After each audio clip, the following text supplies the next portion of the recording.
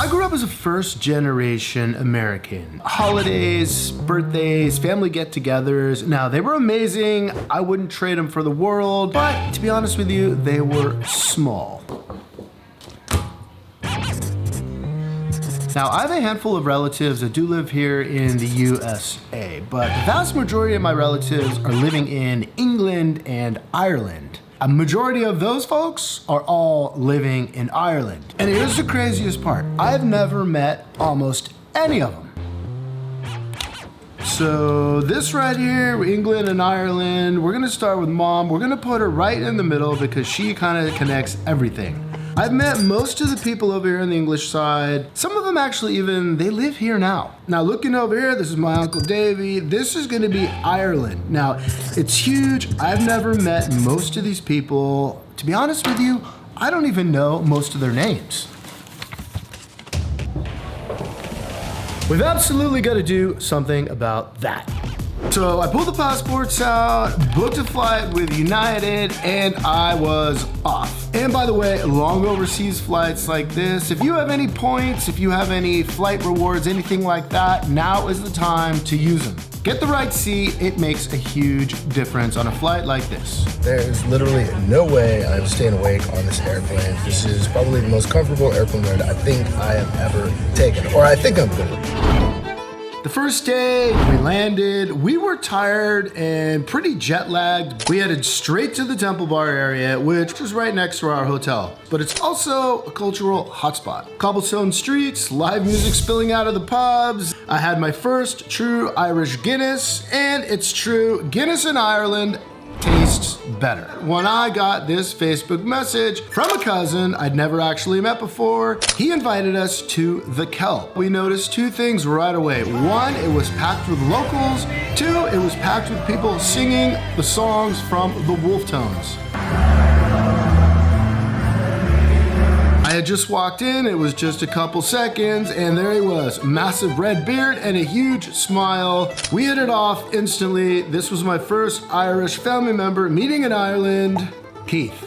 So I also ended up meeting several other family members there as well that night. I think in total it was about 5 or 6. Now that being said, they were amped up for the concert that night. If this was any preview of how the family reunion or meetup was going to go in a few days, whoa, watch out. The next morning, day 2, no sleeping in for us. At 6:45 a.m., we were on a bus headed to the cliffs of Moher, Doolin, the Burren, and Galway. The first stop, the cliffs of Moher, unreal. Photos don't do them justice. My advice is to dress warmly and expect wind. It's a few hours from Dublin on a bus or a rental car, I suppose, if you can survive driving on the wrong side of the road. Worth the visit for sure. Oh, and by the way, say hello to my new little buddy if you make it.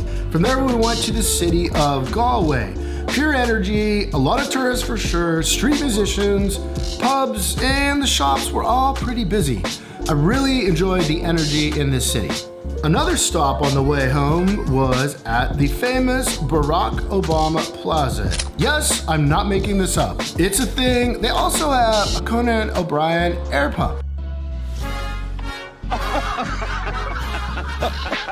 Now, if you're thinking this is bizarre, I thought the exact same thing because, well, it is pretty bizarre. But it's a thing, it's a place, I mean, it's in the middle of Ireland, and it's something you definitely don't want to miss. Day 3 quickly came around, and this was Northern Ireland Day. 6:45 a.m., we were on another tour bus headed north. Our driver was quite the character. He claimed he knew Liam Neeson before he was famous, and we even passed Liam's old house on the bus. The Giant's Causeway did not disappoint. More spectacular views like yesterday's cliffs of Moher. It literally felt like another planet. It's mind-boggling to know the stones are not man-made or placed. You have to see it to believe it. Next up was the stop at the Dark Hedges. Now they're a must-see as well as being straight out of Game of Thrones. This scene right here.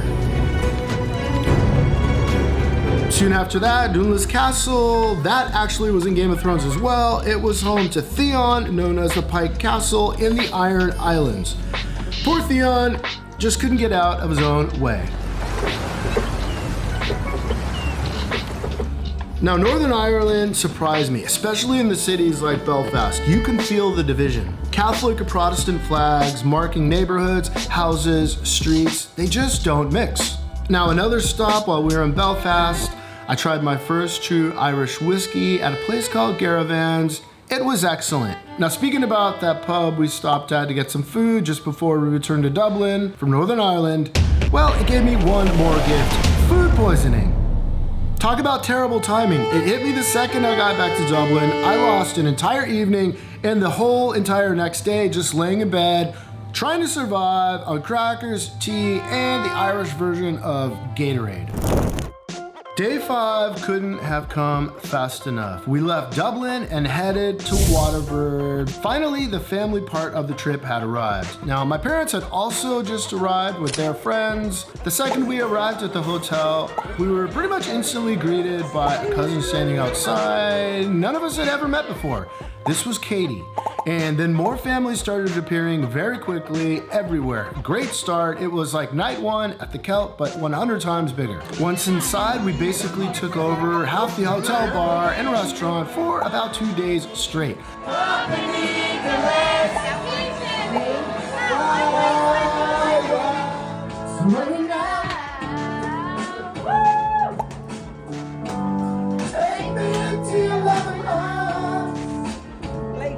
The energy was through the roof, flowing, and every few hours, more and more relatives seemed to keep showing up.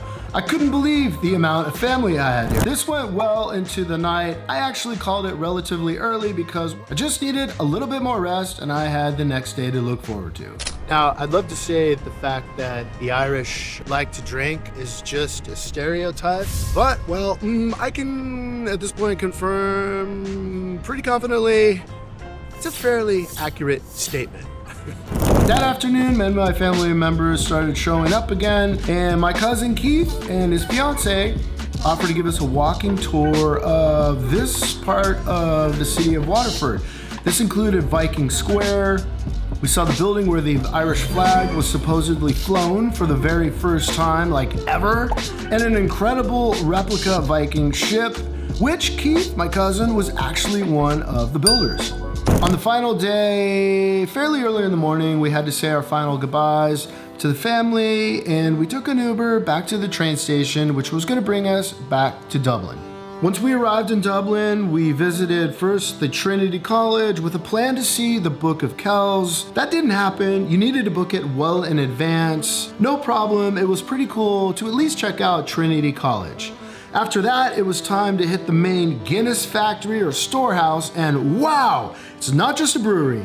It's basically a Guinness theme park. 7 floors, at least 7 floors, history exhibits, education on how the beer is made, where it's sourced, all parts, all kinds of information, the history on the marketing throughout the different decades, pop culture. It was super interesting to say the least. Bars everywhere, tastings, an amazing experience. If you're in Dublin, you have to see the Guinness factory. And as if that wasn't enough, we ended the tour at the very tip top of the Guinness factory at the Gravity Bar. Pints in hand, looking out over Dublin, incredible views. It doesn't get much better than this. What a trip. Finally getting to visit Ireland, meeting all these family members. Quite honestly, I didn't think I would ever meet. 100% worth it. Do you have family, maybe in a foreign country, maybe just somewhere far away that you never met, that you always thought about looking up or looking into? Why not? I mean, what do you really have to lose?